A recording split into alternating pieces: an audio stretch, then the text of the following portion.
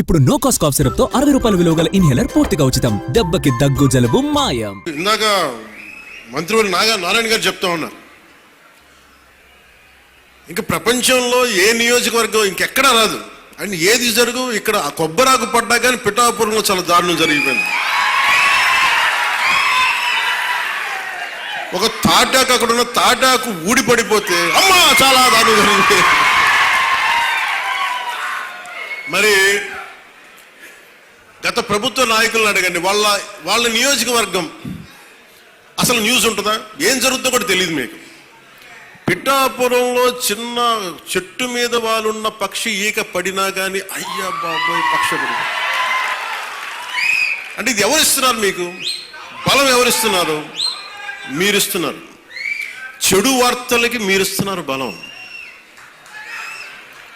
ఒకటి మనల్ని తిడుతుంటే మీరు దాన్ని వైరల్ చేస్తే మీరు బలం ఇస్తున్నారు. ఒకటి చెడగొడుతుంటే వచ్చి మీరు ఎదురు ప్రశ్నించకపోతే మీరు బలహీనులైపోతారు.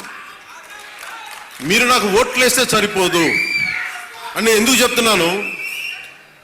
5 సంవత్సరాల పిఠాపురంలో గత ప్రభుత్వంలో ఒక్కసారి మీరు ప్రతి ఒక్కరు మేధావులు చాలామంది ఉన్నారు, పత్రికేయులు ఉన్నారు, చాలామంది విభిన్నమైన పార్టీల నాయకులు ఉన్నారు. ఈ గత 5 సంవత్సరాల కాలంలో ఎన్ని కోట్లు ఖర్చు పెట్టారో ఒకసారి అడగమని చెప్పండి. నువ్వు పేరంటాలకి రాలేదు, పబ్బాలకి రాలేదంటే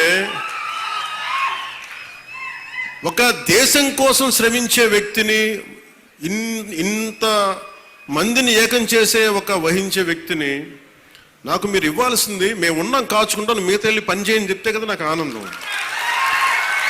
అలా కాకుండా వచ్చి నేను వ్యవస్థని బలోపేతం చేయడానికి వచ్చాను. అంటే నా అవసరం లేని నిజమైన నాయకత్వం ఏంటి? నాయకుడు అవసరం లేకుండా పనులు జరిగిపోవాలి సింగపూర్ లాగా. అది కదా అభివృద్ధి అంటే. ఏ పని కావాలన్నా ఎమ్మెల్యే గారి ఇంటికి వెళ్తే కానీ పనులు అవ్వండి, అట్లా అంటే అది అభివృద్ధి కానట్టే కదా లెక్క.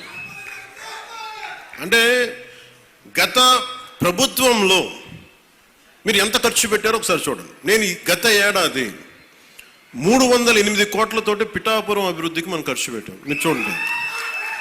అలాగే ఇప్పుడు 200, అది దాదాపు 60-70% పనులు అవుతున్నాయి, అయిపోయినాయి, ఇంకా 30% మిగిలినాయి.